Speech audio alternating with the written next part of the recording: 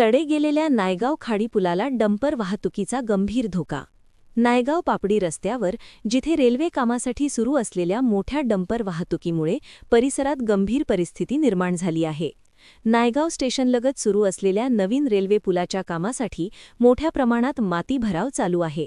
या कामासाठी वापरल्या जाणाऱ्या जड डंपरांची सुरू असलेली वाहतूक नायगाव कोळीवाड्यातील घरांना भूकंपासारखे तीव्र कंप देत आहे।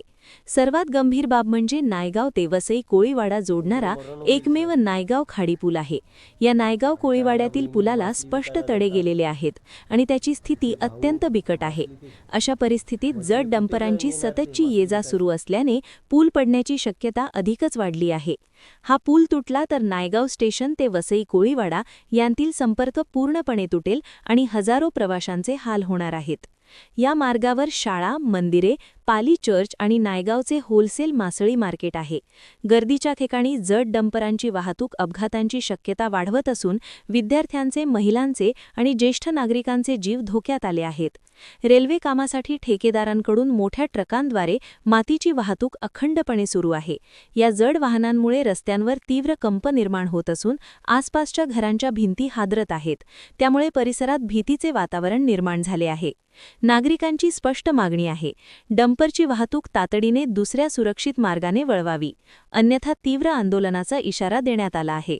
आता इथे सगळे जमलेले गावकरी, मुख्य समस्या अशी आहे की इथे नायगाव रेल्वे स्टेशन ते काम चालू आहे रेल्वेचं, पण होतं काय, शासकीय काम चालू आहे, परंतु त्याचे जे डंपर येतात मोठमोठे, जवळजवळ 16 टायरचे 12 ब्रास एवढा ते डंपर येतात। माल वाहतूक इकडे चालू असते।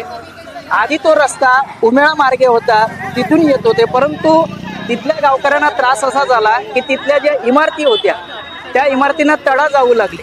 काही बिल्डिंग कमकुवत आहेत, तिकडे जुन्या आहेत, म्हणून त्या गावकऱ्यांनी एकजुटीने त्याला विरोध केला आणि मग तेच काय झाले, ट्रक आता या मार्गाने येऊ लागले।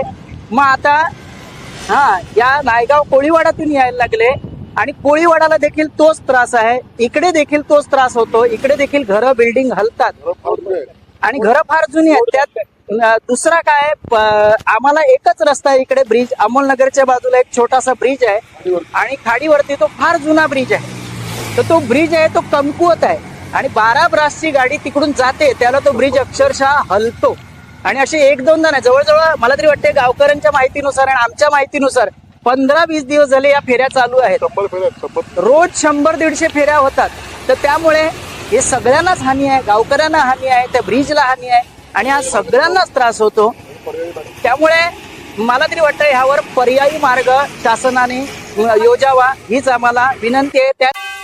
पण पाहत आहात लोकदरबार न्यूज 24 चॅनलला सबस्क्राईब करा।